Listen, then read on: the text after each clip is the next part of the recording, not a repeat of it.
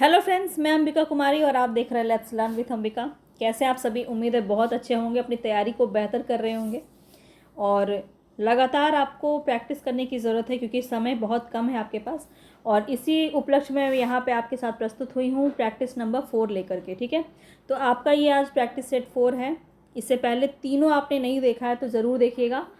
कोशिश की जा रही है कि हर एक तरह से क्वेश्चन आपका यहाँ पे इंक्लूड किया जाए, जिसमें 80 क्वेश्चंस रहेंगे। 40 क्वेश्चन आपके व्याकरण के, 40 क्वेश्चन आपके साहित्य से संबंधित रहेंगे। अगर आप इन सभी क्वेश्चंस को कर ले रहे हैं, जो भी मैं आपको करा रही हूँ ये आपको रोज़ करना है, रोज़ आपके लिए लेके आ रही हूँ ताकि आपका दोनों चीज़ कवर हो सके कम से कम समय में। ठीक है, तो यहाँ पे चलिए हम बात करते हैं सबसे पहले कि किस किस तरह के प्रश्न आपके एग्ज़ाम में पूछे जाने की संभावना है। तो देखिए, कुछ ऐसे सिंपल टॉपिक हैं जहाँ से प्रश्न आपका डेफिनेटली देखने को मिलेगा। तो मैं आपको एकदम ब्रीफली बता देती हूँ कि इन सभी टॉपिक को आप ज़रूर से ज़रूर कर लें, बिल्कुल भी स्किप ना करें। सबसे पहले तो ग्रंथ, जितने भी साहित्यिक ग्रंथ हैं पूरा आपको मेरे वीडियो में मिल जाएगा, साहित्यिक ग्रंथ। ठीक है, आज जो ये वीडियो मैं डाल रही हूँ इसके डिस्क्रिप्शन बॉक्स को आप बिल्कुल विजिट कीजिएगा याद से। ठीक है, आपको सारे लिंक वहाँ पे मैं प्रोवाइड कर दूँगी। इतिहास ग्रंथ से संबंधित जितने भी हैं आपके इम्पॉर्टेंट, वो आपको दे दिया जाएगा। ठीक है, और इतना आपके पास टाइम नहीं है अभी कि आप पूरा आदिकाल, भक्तिकाल, रीतिकाल पूरा प्लेलिस्ट आप ख़त्म कर पाएँ, क्योंकि ये मैं आपको काफ़ी टाइम से बोलती हुई आ रही हूँ कि सबसे पहले आप उसको ख़त्म कीजिए। अगर आप अभी तक नहीं जुड़े थे मेरे साथ, नए जुड़े हैं, तो चैनल को सब्सक्राइब कर लीजिएगा और बेल आइकन ज़रूर दबा लीजिएगा, तभी मेरे वीडियोस के नोटिफिकेशन आप तक पहुँच पाएंगे। कितने लोगों को पता ही नहीं चल पाता है कि क्लास कब आई है ना, तो इसीलिए आपको सबसे पहले बेल आइकन दबाना पड़ेगा, तभी मेरे वीडियोस के नोटिफिकेशन मिल पाएंगे। और आप मेरे टेलीग्राम से जुड़ सकते हैं जहाँ पे हम सारे क्लासेस के लिंक को शेयर करते हैं। इसके साथ ही और भी बहुत सारी चीज़ें मैं आपको वहाँ पे शेयर करती हूँ। जो भी मुझे पॉसिबल होता है वहाँ पे आपको कंटेंट प्रोवाइड कराया जाता है, तो टेलीग्राम पे ज़रूर विजिट कर लीजिएगा।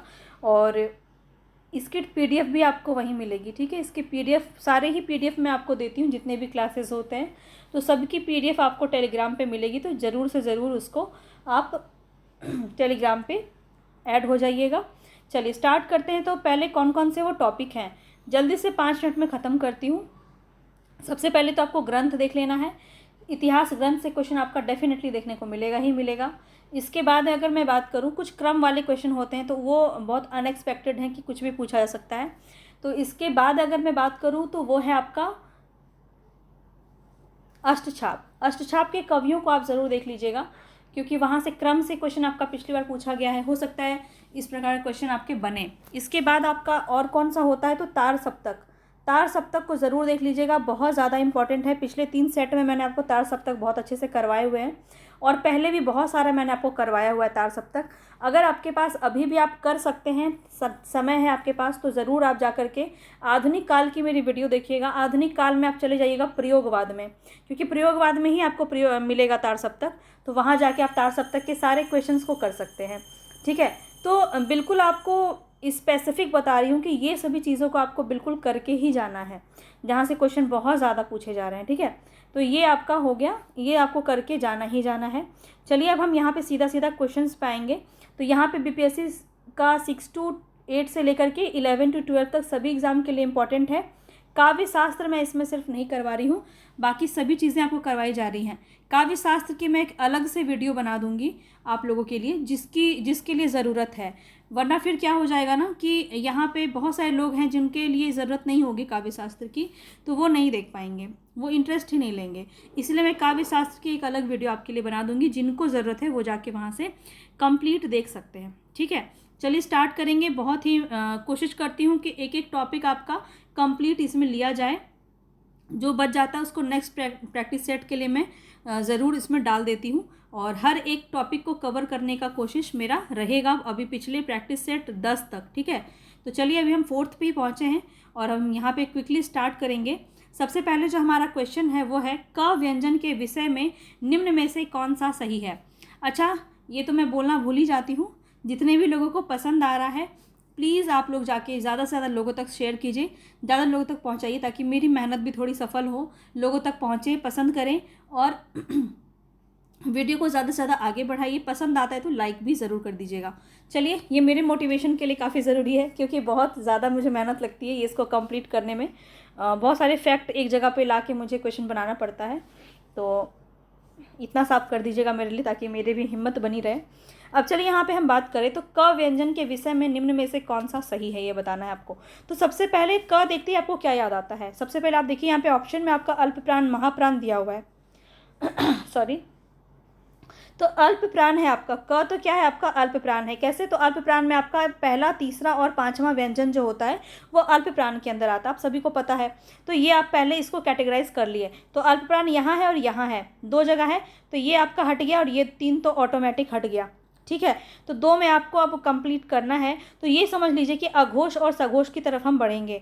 अघोष और सघोष की तरफ हम अगर बढ़ेंगे तो आप सभी को पता है कि जो अघोष होता है उसके अंदर होता है आपका पहला और दूसरा व्यंजन वर्ण। ठीक है, व्यंजन बोल रही, दूसरा, पहला और दूसरा वर्ण। तो क्या हो जाएगा आपका पहला ही वर्ण है आपका क, तो आपका सीधा सीधा राइट ऑप्शन क्या हो जाएगा, ऑप्शन नंबर 1। ऐसे आपको कैटेगराइज करेंगे तो बहुत ही आसानी से आप इसका आंसर कर पाएंगे, वरना आपको क्वेश्चन का आंसर देखते ही बहुत हार्ड लगेगा कि ये क्या है, अब इसको कैसे करेंगे। तो तरीका है, सब चीज़ का तरीका है, उसको करेंगे बहुत बेहतर तरीके से आप इसका आंसर कर पाइएगा। चलिए आगे बढ़ते हैं नेक्स्ट क्वेश्चन पे। नेक्स्ट क्वेश्चन, निम्न में से कौन सी ध्वनि जो है वो आपकी सघोष है। सघोष की अगर हम बात करें तो आप सभी को पता है सघोष किसके अंदर, सघोष को ही हम घोष भी कहते हैं, है ना। तो ये दोनों आपको ध्यान में रखना है। अब देखिए, सघोष की हम बात करें या घोष की हम बात करें तो इसके अंदर क्या क्या होता है, तो याद रखिएगा इसके अंदर सारे स्वर आ जाते हैं। कोई भी स्वर आपके ऑप्शन में है और अगर आपसे घोष पूछ रहा है या फिर सघोष पूछ रहा है तो वो आपका स्वर हो जाएगा। इसके बाद क्या होता है, तो इसके बाद तीसरा, चौथा और पांचवा वर्ण जो होता है वो आपके घोष के अंदर होता है, यानी कि सघोष के अंदर होता है। ठीक है, घोष और सघोष एक ही बात है, अगर जो भी आपके ऑप्शन में दिया हो इसको आप देखेंगे।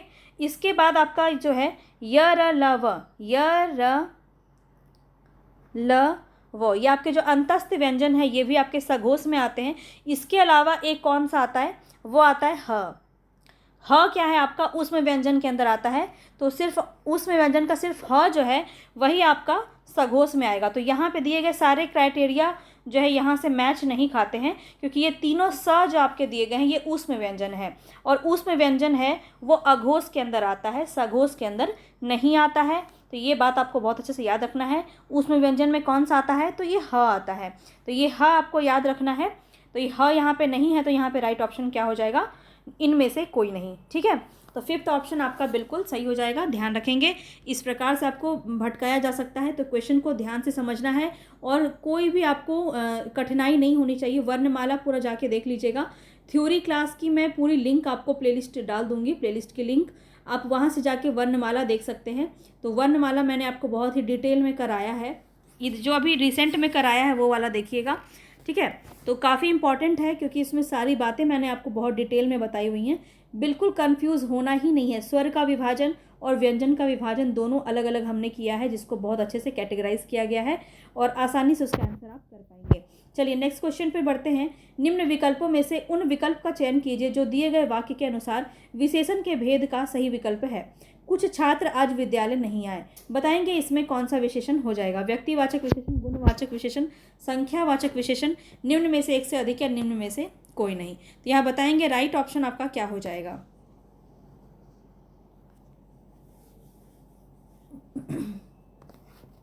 यहाँ पे आपका राइट ऑप्शन क्या हो जाएगा, तो ध्यान रखेंगे राइट ऑप्शन जो है आपका वो है संख्यावाचक विशेषण। यहाँ दिया है कुछ छात्र, मतलब कि यहाँ पे अनिश्चित संख्यावाचक है। दो में आपका बढ़ जाता है निश्चित और अनिश्चित, जानते हैं इसको, निश्चित और अनिश्चित के रूप में ये बढ़ जाता है और अनिश्चित के अंदर ही आ जाएगा। ठीक है, चलिए आगे बढ़ते हैं। नेक्स्ट क्वेश्चन है, इनमें से व्यक्तिवाचक संज्ञा कौन सी नहीं है। नहीं वाले बताने हैं आपको। त्रिपिटक, भारत, लेखक, एक से अधिक या इनमें से कोई नहीं। फटाफट से आंसर करेंगे, ईमानदारी से अपना मार्क्स मुझे बताइए, स्कोर कितना आप कर पा रहे हैं। और आपका लगातार अगर आप प्रैक्टिस 3 तक आपने कंप्लीट देखा है तो स्कोर कुछ ना कुछ बढ़ेगा ही, लगातार आपके स्कोर जो है वो इंक्रीज़ होते चलेंगे।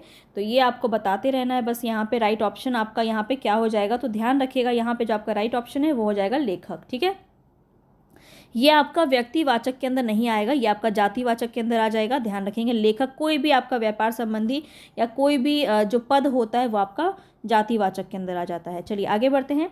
नेक्स्ट क्वेश्चन है यहाँ पे, मैंने आम खाया है, यह वाक्य किस काल में प्रदर्शित होगा? बहुत ही अच्छा क्वेश्चन है ये, बताएंगे। मैंने आम खाया है, अब है देख के तो बहुत सारे लोग ऐसे ही कन्फ्यूज़ हो जाएंगे, तो ध्यान रखना है, अच्छे से क्वेश्चन को पढ़ना है। मैंने आम खाया है, ये बात यहाँ पे कही जा रही है, तो क्या होना चाहिए यहाँ पे? देखिए, काल आपको ज़रूर पढ़ के जाना है, क्योंकि काल से क्वेश्चन आपका पूछा जाएगा और कई बार लोगों को भेद याद नहीं रहता है, तो भेद को अच्छे से याद रखिए। वर्तमान में आपके 5 भेद होते हैं, सामान्य, तत्कालीन, पूर्ण वर्तमान, संदिग्ध वर्तमान और संभाव्य वर्तमान। भूतकाल में आपके 6 भेद होते हैं, सामान्य भूतकाल, आसन्न भूतकाल, पूर्ण भूतकाल, अपूर्ण भूतकाल, संदिग्ध भूतकाल और हेतु मध्य भूतकाल। और भविष्य काल में आपका 3 ही भेद होता है, सामान्य, संभाव्य और हेतु मध्य भूतकाल, भविष्य काल। तो ये आपको याद रखना है तीनों, ठीक है। वर्तमान में 5, भूतकाल में 6 और भविष्य काल में 3, ये आपको याद रखना है, ठीक है। चलिए आगे हम बढ़ें अगर, तो यहाँ पे आपका राइट ऑप्शन हो जाएगा भूतकाल, ठीक है। 5th का आपका राइट ऑप्शन ए हो जाएगा। और कौन सा भूतकाल है ये? तो ये आसन्न भूतकाल है, ठीक है। खाया है मतलब खा लिया है, ठीक है, तो यहाँ पे आपका क्या हो जाएगा? आसन्न भूतकाल हो जाएगा। जिन्होंने भी अगर वर्तमान काल लगाया है तो ये गलत हो जाएगा। चलिए आगे बढ़ते हैं। नेक्स्ट क्वेश्चन है, निम्न विकल्पों में से वाक्य के अनुसार विशेषण के भेद का सही विकल्प आपको बताना है। ज्वालामुखियों की भीतरी सतह ज़्यादा गर्म होती है, बताएंगे यहाँ पे क्या है? संख्यावाचक है, व्यक्तिवाचक है, संबंधवाचक है, निम्न में से एक से अधिक ऑप्शन सही है या फिर इनमें से कोई नहीं। यहाँ पे जो आपका राइट ऑप्शन होगा, ध्यान से बताएंगे।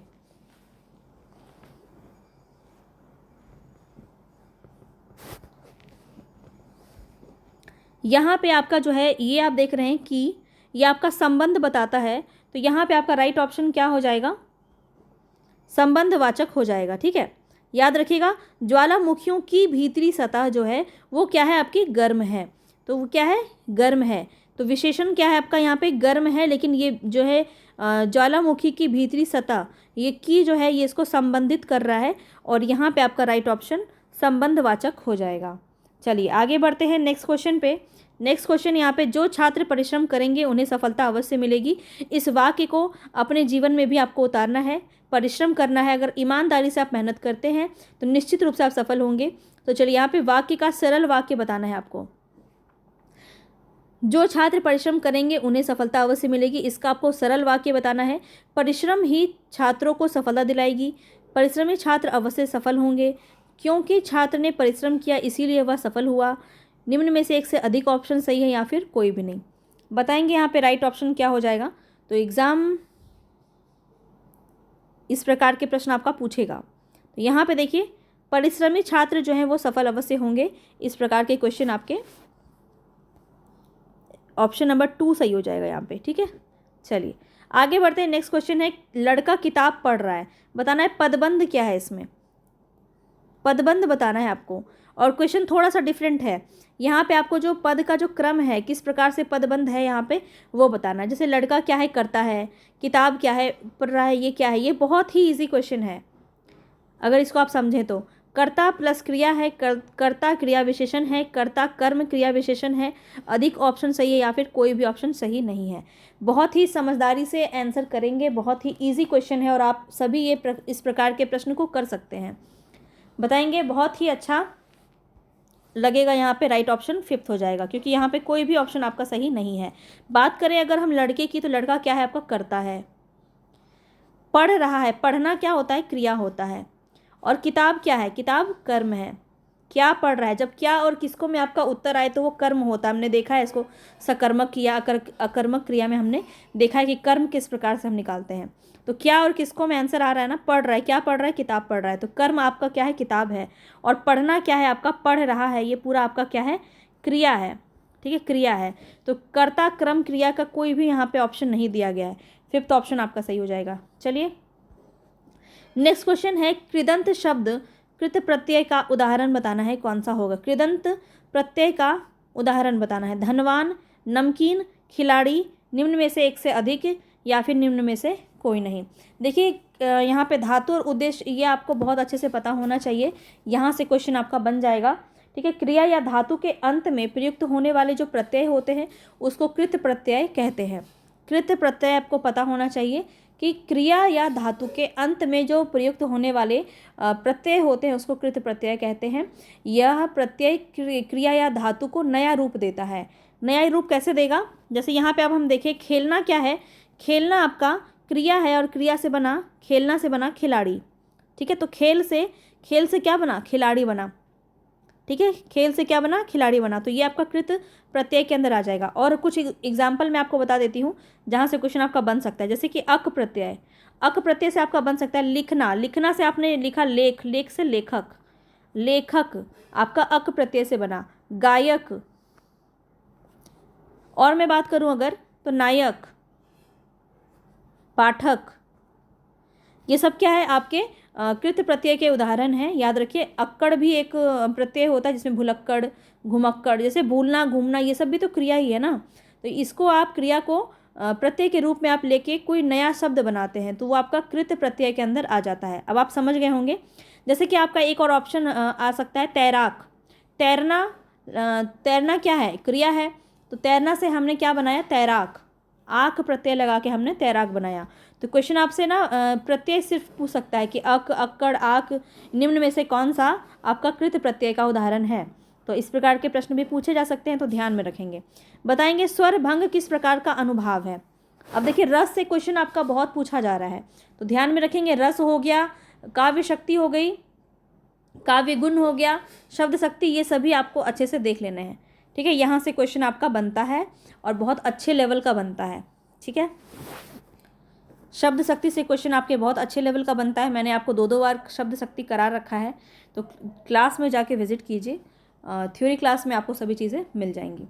अब यहाँ पे अगर मैं बात करूँ स्वर भंग क्या है, किस प्रकार का अनुभाव है, तो कल भी मैंने आपको स्वर भंग बताया था क्या है। तो याद रखिएगा, यहाँ पे आपका राइट ऑप्शन हो जाएगा ऑप्शन नंबर ई। क्या हो जाएगा? ऑप्शन नंबर ई हो जाएगा, क्योंकि स्वर भंग क्या है आपका, कल ही बताया है आपको, ये आपका सात्विक है, सात्विक अनुभाव है। ठीक है, सात्विक अनुभाव है। और इसको हमने ये भी पढ़ा था, ये कितने होते हैं? 8 होते हैं। 8 मैंने आपको बताया हुआ है, तो उसको ध्यान से बस आपको याद रखना है। ठीक है, 8 को याद रखिए, बहुत ही ज़्यादा इम्पॉर्टेंट है। ठीक है, जो मैंने आपको बताया था, जैसे सात्विक में आपका क्या क्या आता है, तो स्तंभ हो गया, स्वेद, रोमांच, स्वरभंग, कंप, वैवर्ण्य, अश्रु, प्रलय, ये सब आपके 8 जो है सात्विक अनुभाव है। इसको याद रखेंगे। कायिक में क्या होता है, तो याद रखिए, कायिक आपका शारीरिक चेष्टाओं को प्रकट करता है। और वाचिक क्या होता है? वाणी के प्रयोग से, ये आपका वाणी के प्रयोग द्वारा होता है। वाचिक से आपको शब्द से ही समझ में आ गया होगा। आहार्य क्या होता है, तो वस्त्र या आभूषण के द्वारा हम आकर्षित करते हैं। तो यहाँ पे आपका वस्त्रों के द्वारा ये जो है भाव को प्रकट किया जाता है। तो ध्यान रखेंगे, ये 3 और एक आपका सात्विक भाव, ये 4 आपके 4 प्रकार के अनुभाव होते हैं। बहुत अच्छे से आपको रस पढ़ेंगे तो समझ में आ जाएगा। नेक्स्ट क्वेश्चन पे चलिए। निस्दिन बरसत नैन हमारे, सदा रहत पावस ऋतु हम पर, जबते श्याम सिधारे। क्वेश्चन को बहुत ही ध्यान से पढ़ना है, जल्दबाजी में कोई भी आंसर नहीं करेंगे। यहाँ पे आपका राइट ऑप्शन क्या हो जाएगा? करुण रस, श्रृंगार रस, शांत रस, निम्न में से एक से अधिक या निम्न में से कोई नहीं। अब आप क्या करेंगे मैं बताऊं, आप देखेंगे निस्दिन बरसत नैन हमारे, निस्दिन नैन बरस रहे मतलब रो रहे हैं। रोना क्या होता है? करुण रस में होता है। सीधा सीधा आंसर आपका ए हो जाएगा, मगर ये आपका गलत हो जाएगा। क्यों गलत हो जाएगा? क्योंकि आपको इसको पढ़ना है, वाक्य क्या कह रहा है, किस प्रकार की जो है भाव इसमें प्रकट हो रहे हैं। निस्दिन बरसत नैन हमारे, सदा रहत पावस ऋतु हम पर, जबते श्याम सिधारे। मतलब जब से श्री कृष्ण गए हैं, गोपियों का बुरा हाल है। गोपियाँ क्या उनके विरह में क्या कर रही हैं? नैन बरसा रही हैं, जैसे कि वर्षा ऋतु का आगमन हो गया हो। तो यहाँ पे क्या हो रहा है? आपका वियोग श्रृंगार रस का वर्णन है। श्रृंगार रस है, और श्रृंगार रस में भी कौन सा रस है? तो वियोग श्रृंगार रस है। तो ये बात आपको ध्यान रखना है। ठीक है, क्वेश्चन यहाँ पे आपका राइट ऑप्शन हो जाएगा श्रृंगार रस। यहाँ पे ऑप्शन में आपका वियोग श्रृंगार रस भी हो सकता है, तो वो आपका और भी ज़्यादा सही ऑप्शन हो जाएगा। ठीक है, चलिए आगे बढ़ते हैं नेक्स्ट क्वेश्चन पे। नेक्स्ट क्वेश्चन यहाँ पे आपका दिए गए विकल्प में वाक्य के अनुसार सही क्रिया के भेद को चुनना है। हम कूली से बोझ उठवाते हैं। बताइए क्या होगा? नाम धातु, संयुक्त क्रिया, प्रेरणार्थक क्रिया, निम्न में से एक से अधिक या निम्न में से कोई नहीं। बहुत दिन से 2-3 दिन से मैं आपको ये क्रिया भी लगातार करवा रही हूँ ताकि क्वेश्चन आपको यहाँ से आए तो आप बिल्कुल कर पाएँ। और मैं आपको बता चुकी हूँ कि उठाना, अगर यहाँ पे लिखा होता उठाना तो भी आपका प्रेरणार्थक होता, प्रथम प्रेरणार्थक, और द्वितीय प्रेरणार्थक होता उठवाना। ठीक है, तो जब आना प्रत्यय लगता है तो प्रथम प्रेरणार्थक है और वाना प्रत्यय लगता है तो द्वितीय प्रेरणार्थक है। और यहाँ पे आपका राइट ऑप्शन नंबर 3 हो जाएगा, प्रेरणार्थक क्रिया। ठीक है, चलिए आगे बढ़ते हैं। दासत्व किस प्रकार की संज्ञा है? बताएंगे। बहुत ही इजी क्वेश्चन है। दासत्व किस प्रकार की संज्ञा है? मॉडरेट क्वेश्चन रखने की कोशिश की है मैंने। हर प्रकार के प्रश्न मिलेंगे, इजी भी मिलेंगे, कुछ हार्ड भी मिलेंगे, क्योंकि क्वेश्चन का लेवल भी आपका कुछ इसी प्रकार का रहता है। सारे क्वेश्चन आपके इजी नहीं रहते हैं और सारे क्वेश्चन आपके हार्ड भी नहीं रहते हैं। ठीक है, तो दासत्व का बताएंगे, यहाँ पे राइट ऑप्शन हो जाएगा भाववाचक, बिल्कुल 3rd ऑप्शन आपका सही हो जाएगा। चलिए आगे बढ़ते हैं। नेक्स्ट क्वेश्चन है, निम्नलिखित में से कौन सा पुल्लिंग शब्द है? मृत्यु, उत्साह, संकल्प, निम्न में से एक से अधिक या निम्न में से कोई नहीं। बताएंगे यहाँ पे राइट ऑप्शन क्या हो जाएगा। पुल्लिंग शब्द बताना है आपको, लिंग भी आपका अवश्य आएगा क्वेश्चन में। ठीक है, और बहुत ही अच्छे अच्छे क्वेश्चन बन सकते हैं यहाँ से, पर मैं कोशिश करती हूँ कि बहुत ज़्यादा हार्ड दूंगी तो कोई करेगा ही नहीं, तो इसीलिए थोड़ा सा मॉडरेट लेवल का क्वेश्चन रखा है ताकि आप सभी कर पाएँ। और यहाँ पे आपका 4th ऑप्शन बिल्कुल सही हो जाएगा। तो कैसे हो जाएगा? तो यहाँ पे देखिए, आपका उत्साह जो है ये भी आपका पुल्लिंग शब्द है और संकल्प भी आपका पुल्लिंग शब्द है। मृत्यु हो गई, मृत्यु क्या है? स्त्रीलिंग शब्द है। वाक्य में प्रयोग करेंगे तो आप बहुत ही आसानी से इसको समझ पाएंगे। मेरा उत्साह बढ़ गया, मेरी उत्साह बढ़ गया, क्या ऐसा कभी बोलते हैं? नहीं बोलते हैं। तो ये उत्साह क्या है? आपका पुल्लिंग है। हमारा संकल्प, हमारी संकल्प नहीं होता है, तो यहाँ पे भी आपका पुल्लिंग है, दोनों ही पुल्लिंग है, तो 4th ऑप्शन सही हो जाएगा। तो देखिए, जो आपको 2 ऑप्शन दिए होते हैं ना, निम्न में से एक से अधिक या निम्न में से कोई नहीं, ये 2 ऑप्शन से लोग बहुत घबराते हैं। लेकिन मैं आपको बता दूं कि हर एक क्वेश्चन में 2 ऑप्शन वाला ये आंसर हो ही नहीं सकता। ठीक है, कुछ में ही संभावनाएं बनती है जहाँ पे आपका एग्जामिनर भी कोशिश करेगा कि इसमें एक आध तो मैं डाल ही दूँ। ठीक है, जो आपके 4th और 5th ऑप्शन में होंगे, सारे नहीं होते हैं, पर ऑप्शन को पढ़ते वक्त यही लगता होगा आपको कि सारे ऑप्शन आपके 4th और 5th में ही होते हैं, पर कुछ हो भी सकते हैं। इसीलिए आपको फैक्ट को अच्छे से जानने की ज़रूरत होती है। अब यहाँ बताना है, दिए गए विकल्पों में से ज्ञानवती शब्द का पुल्लिंग शब्द क्या होगा? ज्ञानवती शब्द का ज्ञानवान, ज्ञानवत, ज्ञानयुक्त, निम्न में से एक से अधिक या निम्न में से कोई नहीं। अब इसका देखिए 2 हो सकता है क्या आंसर? नहीं हो सकता है। तो ये कॉमन सेंस वाली बात है कि किस क्वेश्चन का आंसर आपका 2 हो सकता है, बस उसी में आपको ज़्यादा दिमाग लगाने की ज़रूरत है, वरना हर एक क्वेश्चन का आंसर 2 आंसर नहीं हो सकता।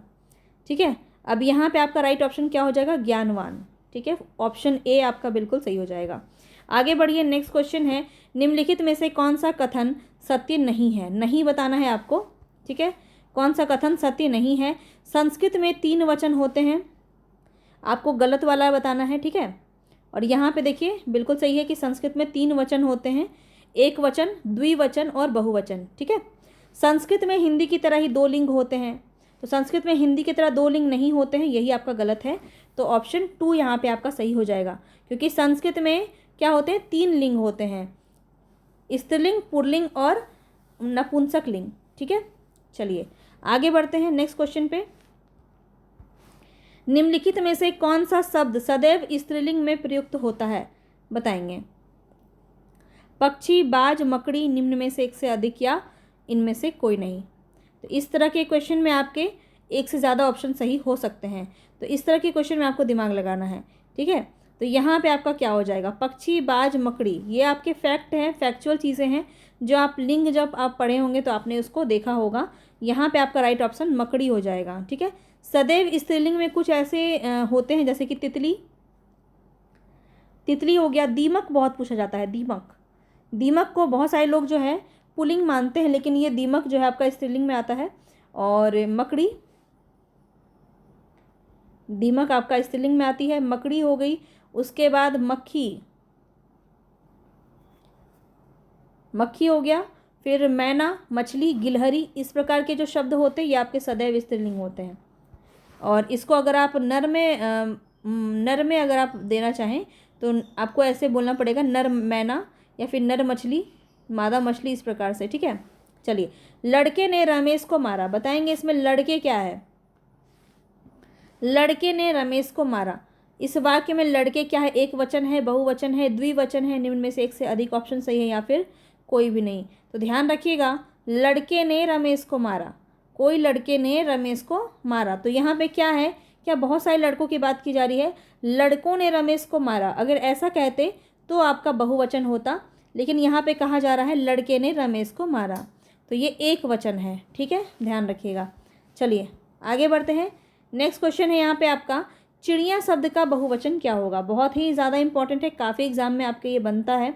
चिड़िया, चिड़ियों, चिड़ियाएँ, निम्न में से एक से अधिक या कोई भी ऑप्शन सही नहीं है। तो चिड़िया, ये सब तो क्वेश्चन का आंसर आप देखते ही समझ गए होंगे राइट ऑप्शन क्या हो जाएगा। तो याद रखिएगा, यहाँ पे जो आपका राइट ऑप्शन होगा वो ऑप्शन नंबर 1 हो जाएगा। बस इसमें चंद्र बिंदु लगता है। देखिए यहाँ पे मेरा फॉन्ट में चंद्र बिंदु नहीं आता है इसमें, तो यहाँ पे आपका चंद्र बिंदु लेकिन ये है, अगर ऑप्शन में आपका चंद्र बिंदु होना चाहिए। ठीक है, अनुस्वार में ही आता है, चंद्र बिंदु में नहीं आता है। ठीक है, इसीलिए मुझे मजबूरी में ऐसा देना पड़ता है, लेकिन यहाँ पे आपका चंद्र बिंदु होगा, ये बात आपको याद रखना है। चलिए आगे बढ़ते हैं। नेक्स्ट क्वेश्चन है, नीचे दिए गए शब्दों का सही संधि का विकल्प आपको पहचानना है। तत् टीका, तत् टीका, तत् प्लस टीका, बताएंगे इसका क्या हो जाएगा। तत् टीका, तट टीका, तरीका, निम्न में से एक से अधिक या फिर निम्न में से कोई नहीं। यहाँ पे आपका राइट ऑप्शन क्या होगा। 3 तो आप ऐसे एलिमिनेट कर दिए, बताएंगे इन 2 ऑप्शन में कौन सा सही होगा। तो याद रखिए यहाँ पे तट टीका होगा। ठीक है, सेकंड ऑप्शन आपका बिल्कुल सही हो जाएगा। ये किस प्रकार से लिखा होता है, देखिए फॉन्ट में इस प्रकार से नहीं रहता है, इसीलिए हमने इसको इस तरह से लिखा है, लेकिन ये किस प्रकार से रहता है तो यहाँ आप देख सकते हैं। ठीक है, इसी प्रकार से ये रहेगा। चलिए आगे बढ़ते हैं। नेक्स्ट है, शयन में कौन सी संधि है। शयन शब्द में कौन सी संधि है। अयादि, यन, गुण, निम्न में से एक से अधिक या कोई नहीं। अब देखिए 2 ऑप्शन तो ऐसे ही कट गया, संधि में 2 तो नहीं होगा, कोई एक ही होगा, या तो अयादि होगा या यन होगा या गुण होगा। तो गुण में हमने आपको क्या बताया है कि ए की मात्रा होती है, ओ की मात्रा होती है और अर होता है, उसमें र की मात्रा होती है। तो आपका ऐसा कुछ आपका शयन में देखने को नहीं मिल रहा है, तो गुण आपका ऐसे ही कट गया। यन में मैंने आपको बताया था कि य और व के आगे जो होता है आपका आधा वर्ण होता है, तो वो भी आपका यहाँ पे कहीं नहीं है, तो सीधा सीधा एलिमिनेट भी कर सकते हैं आप। राइट ऑप्शन आपका अयादि हो जाएगा। किस प्रकार से इसको किस प्रकार से विच्छेद किया गया है, तो इस प्रकार से याद रखिए, स धन अन से मिलके आपका बना है शयन। ठीक है, चलिए आगे बढ़ते हैं नेक्स्ट क्वेश्चन पे। निम्नलिखित में से व्यंजन संधि का उदाहरण कौन सा नहीं है। व्यंजन संधि का उदाहरण कौन सा नहीं है, तो वांडमय तो है, उच्छलन भी है, पुरस्कार नहीं है, तो ये आपका थर्ड ऑप्शन ही सही हो जाएगा। पुरस्कार आपका क्या है, विसर्ग संधि है। याद रखिए, पुरः धन कार से आपका एक आपका ऐसा नियम होता है विसर्ग में, जहाँ पे ये आपका जो विसर्ग है वह स में बदल जाता है। इसको आप ऐसे लिखिए या फिर आप इसको ऐसे लिखिए, दोनों सेम बात है। ठीक है, चलिए आगे बढ़ते हैं। नेक्स्ट क्वेश्चन है, नरसिंह में कौन सा समास है। अव्ययी भाव, तत्पुरुष, कर्मधारय, निम्न में से एक से अधिक या निम्न में से कोई नहीं। तो यहाँ पे जो आपका राइट ऑप्शन होगा वो क्या हो जाएगा, बताएंगे। नरसिंह में कौन सा समास होगा, तो यहाँ पे जो आपका समास होगा वो होगा कर्मधारय, नरसिंह के समान। यहाँ पे अगर इसको हम तोड़ेंगे तो कैसे तोड़ेंगे, नरसिंह के समान। ठीक है, चलिए आगे बढ़ते हैं। नेक्स्ट क्वेश्चन है, नीलोत्पल। नीलोत्पल जो है यानी कि नीला उत्पल, सीधा सीधा आपका राइट ऑप्शन कर्मधारय में चला जाएगा। विशेष्य और विशेषण की बात की जाए वहाँ पे आपका कर्मधारय हो जाता है। गौशाला शब्द में कौन सा समास है, बताएंगे। गौशाला तो बहुत ही इजी है, तत्पुरुष, द्वंद्व, कर्मधारय, निम्न में से एक से अधिक ऑप्शन सही है या फिर कोई भी नहीं। तो यहाँ पे जो आपका राइट ऑप्शन होगा वो क्या हो जाएगा, तत्पुरुष हो जाएगा। गो के लिए शाला, यानी कि गाय के लिए घर को हम क्या कहते हैं, गौशाला कहते हैं। और अगर पूछा जाए आपको तत्पुरुष में भी कौन सा तत्पुरुष है, तो के लिए है ना, तो क्या हो जाएगा, संप्रदान तत्पुरुष समास हो जाएगा। तो डिटेल में सभी चीज़ें आपको ध्यान में रखनी है। फुर्तीला शब्द का प्रत्यय बताएंगे क्या होगा, फुर्तीला। अब यहाँ पे आप देखिए, ईला, तीला, दीर्घ ई लगा हुआ है, ईला, निम्न में से एक से अधिक या कोई भी नहीं। यहाँ पे जो आपका राइट ऑप्शन है बताइए, ईला, तीला या ईला। यहाँ पे आपका राइट ऑप्शन क्या हो जाएगा, ऑप्शन नंबर थर्ड। यहाँ पे आप देख रहे हैं कि तो में जो है वो दीर्घ ई की मात्रा लगी हुई है, और दीर्घ ई आपका कहाँ है, यहाँ पे है, थर्ड ऑप्शन में। ठीक है, चलिए आगे बढ़ते हैं। निर्विकार शब्द में उपसर्ग क्या है, निर या निह, बताएंगे।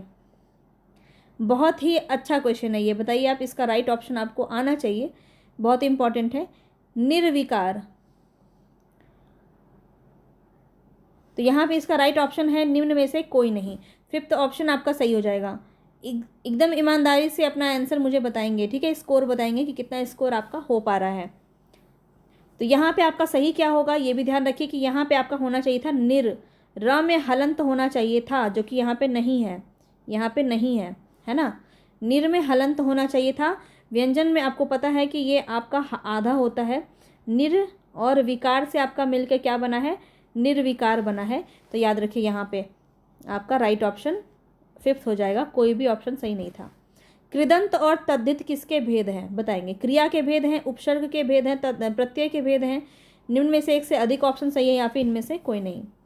कृदंत और तद्धित जो है ये किसके भेद हैं, बताइए। यहाँ पे जो आपका राइट ऑप्शन है वो क्या हो जाएगा, अभी अभी मैंने आपको बताया कि ये प्रत्यय के भेद होते हैं, कृदंत और तद्धित प्रत्यय। ठीक है, ऑप्शन नंबर 3 यहाँ पे आपका सही हो जाएगा। चलिए आगे बढ़ते हैं। निम्न में से चातक शब्द का पर्यायवाची कौन सा नहीं है, चातक, बताएंगे, बताना है यहाँ पे आपको।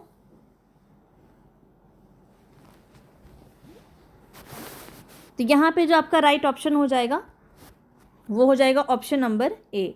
वनप्रिय जो है ये चातक का पर्यायवाची नहीं है, बाकी सारन और पपीहा ये दोनों ही आपके चातक के पर्यायवाची होंगे। ये दोनों क्या है, चातक क्या है आपका, पक्षी है, पक्षी का नाम है, और उसी को सारन भी कहते हैं, पपीहा भी कहते हैं। वनप्रिय का क्या होगा, तो कोयल, ये कोयल का पर्यायवाची है, याद रखिए, वनप्रिय।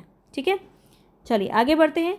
नेक्स्ट क्वेश्चन है यहाँ पे आपका कल्लोलिनी। कल्लोलिनी का अर्थ क्या है, चांदनी, रात्रि, नदी, निम्न में से एक से अधिक ऑप्शन सही है या फिर कोई भी नहीं, बताइए।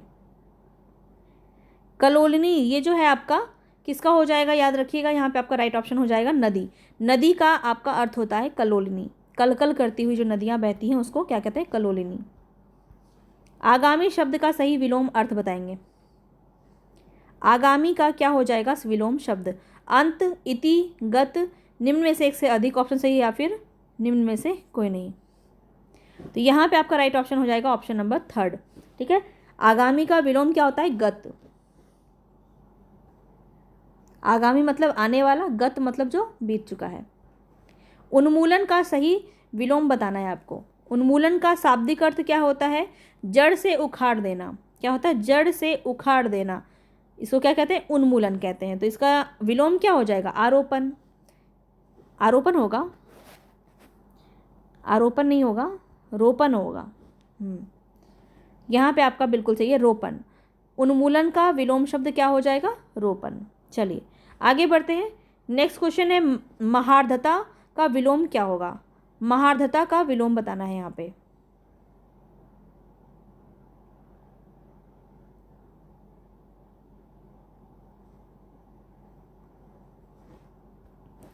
यहाँ पे महार्धता का मतलब क्या होता है, तो इसका शाब्दिक अर्थ की अगर हम बात करें तो इसका मतलब होता है महंगा। तो महंगा का क्या होता है, सस्ता। तो क्या हो जाएगा, अल्पार्धता। अल्पार्धता जो है बिल्कुल सही हो जाएगा, थर्ड ऑप्शन। ठीक है, चलिए आगे बढ़ते हैं। स्वधर्म का विलोम शब्द क्या होगा, स्वधर्म। अधर्म, परधर्म, विधर्म, सुधर्म या फिर इनमें से कोई नहीं, बताइए। समय मिल रहा है आपको, प्रॉपर इतने देर में आपका आंसर आ जाना चाहिए। अगर ये स्पीड रखते हैं आप अपना, तो बहुत ही अच्छे से, बहुत ही स्मूथली आप अपने एग्ज़ाम को क्लियर कर लेंगे। ठीक है, स्वधर्म का विलोम बताएंगे, क्या हो जाएगा? परधर्म। ठीक है, स्वधर्म मतलब स्वयं का धर्म, अपना धर्म, और इसका उल्टा क्या हो जाएगा? दूसरे का धर्म, परधर्म। तो कुछ भी नहीं है, कंफ्यूज होते हैं, अर्थ को समझ लीजिए तो आंसर अपने आप आपका आ जाएगा। वाक्य के अनुसार वाक्य भेद का सही विकल्प बताना है। संदीप मुझसे कहता है कि मेरे घर आओ। संदीप मुझसे कहता है कि मेरे घर आओ, इसमें क्या है? मिश्र वाक्य है, संयुक्त वाक्य है, संकेत वाक्य है, या फिर निम्न में से एक से अधिक या कोई भी नहीं। तो यहाँ पे आपको क्या हो जाएगा? यहाँ पे की जो लगा है ये किस में लगता है? आपका मिश्र वाक्य में लगता है, तो ए ऑप्शन यहाँ पे आपका बिल्कुल सही हो जाएगा। चलिए आगे बढ़ते हैं।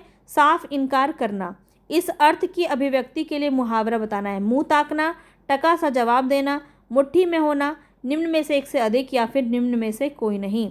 यहाँ पे आपका राइट ऑप्शन क्या हो जाएगा? साफ इनकार करना, इसका आपको मुहावरा बताना है। कोशिश किया है कि हर एक तरफ से आपका एग्ज़ाम में हो जाए।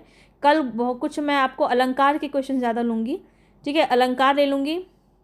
हो सके तो आज ही मुझे आप कुछ टॉपिक बता दीजिए जिससे ज़्यादा से ज़्यादा क्वेश्चन मैं लेके आऊँ, है ना, ताकि हर एक टॉपिक हमारा कवर हो पाए, है ना। आज रस के अच्छे क्वेश्चन लिए हैं, रस के मैं वैसे रोज़ ही ले रही हूँ ताकि आपको अच्छे से समझ में आता जाए किस प्रकार से क्वेश्चन करना है। यहाँ पे आपका राइट ऑप्शन है ऑप्शन नंबर 2, टका सा जवाब देना। यहाँ पे आपका ऑप्शन सही हो जाएगा। चलिए आगे बढ़ते हैं। जिसने ऋण चुका दिया हो उसको एक वाक्य में क्या कहेंगे? एक शब्द में क्या कहेंगे इस वाक्य को? मृण्मय, उऋण, उत्तीर्ण, एक से अधिक ऑप्शन सही है, या फिर कोई भी ऑप्शन सही नहीं है? बताइए क्या हो जाएगा यहाँ पे। तो याद रखिएगा, यहाँ पे आपका याद ये हो जाएगा उऋण, मतलब तुम मेरे ऋण से उऋण हो गए हो, मतलब तुमने पूरा ऋण मेरा चुका दिया है। तो उऋण मतलब क्या होता है? ऋण को चुका देना। और मृण्मय का मतलब क्या होता है? मृण्मय का मतलब होता है जो वस्तु मिट्टी की बनी होती है, जो वस्तु मिट्टी की बनी होती है उसको क्या कहते हैं? मृण्मय। हो सकता है पूछ ले, इसलिए मैं बता दे रही हूँ। और उत्तीर्ण तो सबको पता है, परीक्षा में जो सफल होता है उसको उत्तीर्ण कहते हैं। आगे चलिए, तदाकार शब्द का संधि विच्छेद क्या होगा? तदाकार, तद धन आकार, तत् धन आकार, तदा धनकार, निम्न में से एक से अधिक ऑप्शन सही, या फिर कोई भी नहीं। तो 38 में आपका राइट ऑप्शन क्या हो जाएगा? तो याद रखेंगे तत् धन आकार हो जाएगा। तो संधि में आपने एक नियम पढ़ा होगा कि जहाँ पे आपका कचट तप, कचट तप पता है ना, क च ट त प, ये आपका पहला वर्ण है सभी का, पांचों का। तो कचट तप के बाद जो है आपका या तो स्वर होगा, या तो स्वर होगा, या फिर उसमें व्यंजन होगा और कचट तप होगा। तो वहाँ पे आपकी जो संधि है वो अपने ही वर्ण के तीसरे में बदल जाएगी। तो क का यहाँ पे क्या है? तत् धन आकार। तो त का तीसरा वर्ण क्या होता है? त थ द होता है, तो ये आपका द में बदल जाता है तदाकार। ठीक है, तो इस प्रकार से आपका ये नियम भी है, ध्यान रखेंगे। चलिए सेकंड ऑप्शन सही था। आगे बढ़ते हैं। दक्षिणी राजस्थानी के प्रतिनिधि बोली हैं। तो पूरा आपको जब भाषा विज्ञान मैंने कराया था वहाँ पे बहुत अच्छे से पूर्वी राजस्थानी, पश्चिमी राजस्थानी, उत्तरी राजस्थानी, दक्षिणी राजस्थानी चारों बताया था।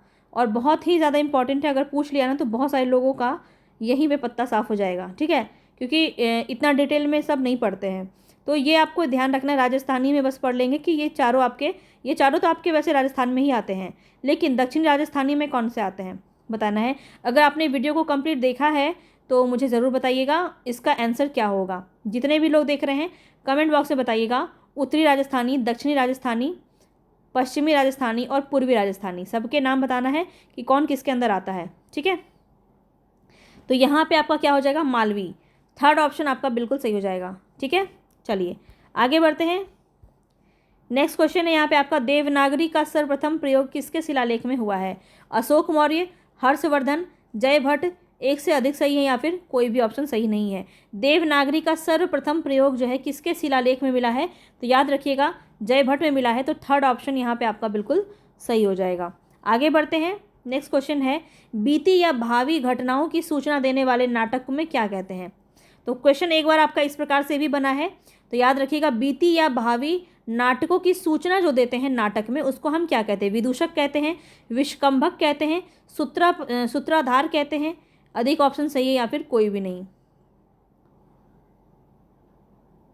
तो ये आपका काफ़ी इंपॉर्टेंट है, इस प्रकार से प्रश्न आपके बन जाते हैं, तो याद रखिएगा। यहाँ पे आपका राइट ऑप्शन क्या हो जाएगा, विष्कंभक हो जाएगा। ठीक है, जो बीती या फिर भावी घटनाओं की सूचना देते हैं उसको क्या कहते हैं, विष्कंभक कहते हैं। बहुत ही इंपॉर्टेंट है। विदूषक किसको कहते हैं, तो याद रखिए विदूषक कहते हैं जो एक हंसाने वाला एक पात्र होता है, उसके कथन एक तरफ से हास्य को जन्म देते हैं और दूसरी तरफ से इसमें कुछ कटु सत्य भी पुट किए जाते हैं, तो वो आपके विदूषक कहलाते हैं। सूत्रधार किसको कहते हैं, जो नाटक के आरंभ और अंत में रहता है, जो आरंभ भी करता है और अंत करता है, सूत्रधार हम उसे कहते हैं। ठीक है, ये सभी चीज़ें आपको याद रखनी है, बहुत इंपॉर्टेंट है, पूछा जा सकता है। अलंकार संप्रदाय के प्रथम आचार्य कौन है, बताइए। मम्मट, अभिनव गुप्त, भामा, अधिक ऑप्शन सही है या फिर कोई भी नहीं, बताएंगे यहाँ पे राइट ऑप्शन क्या हो जाएगा। तो ध्यान रखिएगा, यहाँ पे अगर मैं बात करूँ अलंकार संप्रदाय की, तो इसके जो प्रवर्तक हैं वो भामा माने जाते हैं, तो थर्ड ऑप्शन आपका सही हो जाएगा। आगे बढ़ते हैं। हिंदी को राष्ट्रभाषा घोषित करने वाले अहिंदी भाषी प्रस्तावक का नाम क्या है। ध्यान से पढ़ेंगे, अगर दिमाग लगाएंगे तो आप आंसर एकदम आसानी से कर सकते हैं। आपको नहीं पता है इसका आंसर, फिर भी आप कर सकते हैं। कैसे, क्योंकि क्वेश्चन में खुद ही आंसर दिया हुआ है। आप यहाँ पे देखिए लिखा है अहिंदी भाषी, वो कौन है, अहिंदी भाषी हैं जो जिन्होंने हिंदी को राष्ट्रभाषा घोषित करने की बात कही है, तो कौन है वो, गोपाल स्वामी अयंकर। आप नाम से देख रहे होंगे, ये आपके दक्षिण साइड के सभी नाम इस प्रकार से होते हैं, या फिर तमिल इस तरफ के जितने भी होते हैं, तो अहिंदी भाषी जो हैं इस प्रकार के नाम होते हैं। तो इससे भी आप एक अनुमान लगा सकते थे। याद रख लेना, गोपाल स्वामी अयंगर जो हैं, इन्होंने हिंदी को राष्ट्रभाषा घोषित करने की बात की थी, प्रस्ताव रखा था। चलिए आगे बढ़ते हैं। नेक्स्ट क्वेश्चन है यहाँ पे, निम्नलिखित में से किसने हिंदी साहित्य का इतिहास नहीं लिखा। डॉक्टर राम कुमार वर्मा, इन्होंने लिखा था हिंदी साहित्य का आलोचनात्मक इतिहास। ठीक है, हजारी प्रसाद द्विवेदी ने 3 लिखा है, नगेंद्र ने नहीं लिखा है। इनका जो एक आप बुक पढ़ते होंगे, आपको बहुत पता होगा कि फेमस है बुक इनका, हिंदी साहित्य का इतिहास, नगेंद्र की बुक। वो क्या है, इनकी रचना नहीं है, वो क्या है, संपादित किया है इन्होंने। ध्यान रख लेना, वो इन्होंने संपादित किया है। आप जब बुक को खोलेंगे तो संपादित नगेंद्र कुमार लिखा होगा। ठीक है, डॉक्टर नगेंद्र। तो याद रखना, ये आपका, ये इनका ओरिजिनल बुक नहीं है। ठीक है, हिंदी साहित्य का इतिहास। आगे बढ़ते हैं। The modern vernacular literature of Hindustan, northern Hindustan भी नाम कहीं कहीं रहता है, तो इसके लेखक कौन है। George Abraham Grierson, Garcin de Tassy, Shiv Singh Sengar, एक से अधिक ऑप्शन सही है या फिर कोई नहीं। तो यहाँ पे जो आपका राइट ऑप्शन है वो क्या हो सकता है, ध्यान रखिएगा, यहाँ पे जो आपका राइट ऑप्शन है वो है जॉर्ज ग्रियर्सन। ठीक है, जॉर्ज ग्रियर्सन का है ये, और ये इन्होंने अंग्रेजी में लिखा था। ठीक है, अंग्रेजी में लिखा था इन्होंने। इनके बारे में बहुत ही डिटेल में मैंने आपको सभी चीज़ें बताई हुई हैं, तो यहाँ पे नहीं बताऊँगी क्योंकि बहुत समय हो जाएगा। अभी हमें लगभग, हम अभी आधा क्वेश्चन किए हैं और अभी हमें करना है, तो चलिए आगे बढ़ते हैं। हिंदी साहित्य का आरंभ 693 ईस्वी से मानने वाले साहित्यकार का नाम बताना है। 693 ईस्वी से कौन मानता है, रामचंद्र शुक्ल, हजारी प्रसाद द्विवेदी, राम कुमार वर्मा, निम्न में से एक से अधिक ऑप्शन सही है या फिर कोई भी नहीं। हिंदी साहित्य का आरंभ 693 ईस्वी से किन्होंने माना है, तो यहाँ पे जो आपका राइट ऑप्शन है वो क्या हो जाएगा, राम कुमार वर्मा। ठीक है, राम कुमार वर्मा यहाँ पे बिल्कुल सही हो जाएगा। चलिए आगे बढ़ते हैं। हिंदी साहित्य के उत्तर मध्यकाल को अलंकृत काल कहने वाले विद्वान कौन है। तो देखिए, आपका नामकरण से 1 से 2 क्वेश्चन जरूर रहता है, तो ध्यान रखिए, यहाँ पे आपका राइट ऑप्शन हो जाएगा मिश्र बंधु ने माना है। एक बहुत पूछा जाता है श्रृंगार काल, श्रृंगार काल किसने कहा है, विश्वनाथ प्रसाद मिश्र ने कहा है। बहुत इंपॉर्टेंट है, याद रख लेना। चलो आगे बढ़ते हैं। हिंदी साहित्य का अतीत, देखिए ग्रंथ बोल रही थी मैं आपको, ग्रंथ से क्वेश्चन आपको करना है। लगभग मैंने बहुत सारे क्वेश्चन आपको करवा दिए हैं ग्रंथ से, बहुत घिसा पिटा हो जाता, थोड़ा सा अलग लिया है। हिंदी साहित्य का अतीत बताएंगे किसका है ये।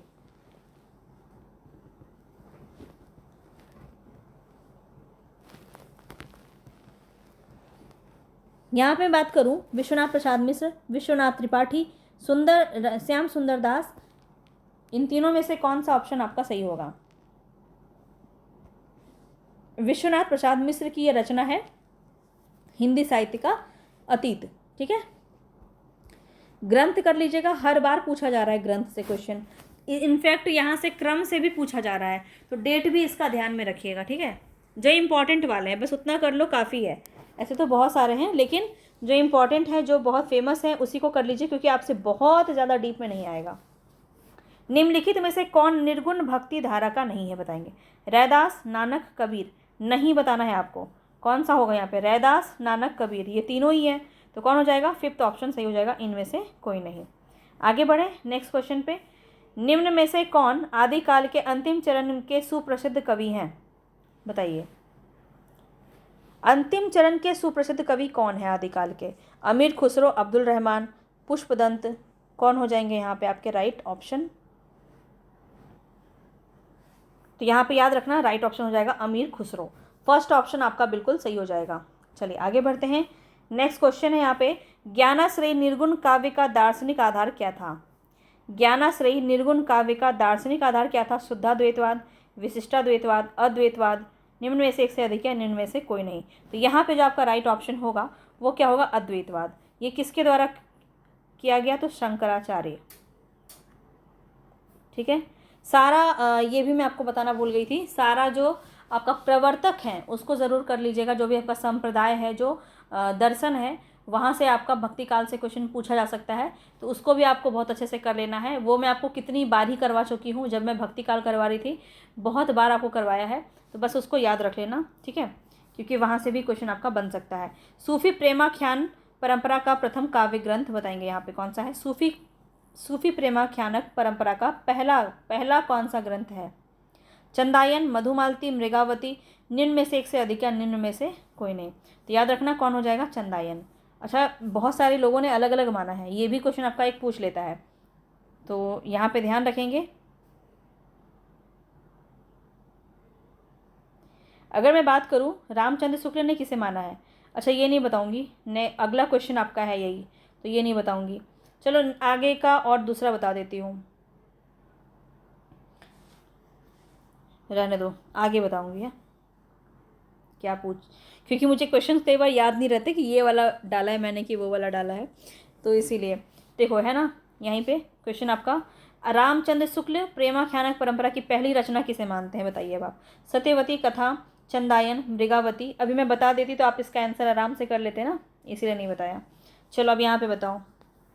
तो मैंने आपको आप अगर स्टार्टिंग से जुड़े हैं मेरे साथ, तो मैंने काफ़ी बार आपको बताया है भक्ति काल। जब मैं आपको अभी रिसेंट में जो मैं आपको करवा रही थी, पहले का तो बहुत कुछ करवाया हुआ है, लेकिन अभी रिसेंट में आपको भक्ति काल करवा रही थी, बहुत अच्छे से ये सभी चीज़ें मैंने आपको डिटेल में बताई हुई हैं, ठीक है, काफ़ी बार डिस्कस किया है, तो अब तक तो आपको याद हो जाना चाहिए अच्छे से। तो रामचंद्र के बारे में हमने क्या डिस्कस किया था कि राम जी ने मृग देखा था, कहाँ, वन में देखा था, तो कुतवन की रचना है क्या, मृगावती। तो ये एकदम कनेक्टेड है एक दूसरे से, तो ये आसानी से आप याद रख सकते हैं। रामचंद्र शुक्ल के अनुसार मृगावती जो है आपके बिल्कुल सही ऑप्शन हो जाएंगे, ठीक है, और ये किसकी रचना है, कुतवन की, तो ये भी आपको इसी प्रकार से याद रहेगा, ठीक है।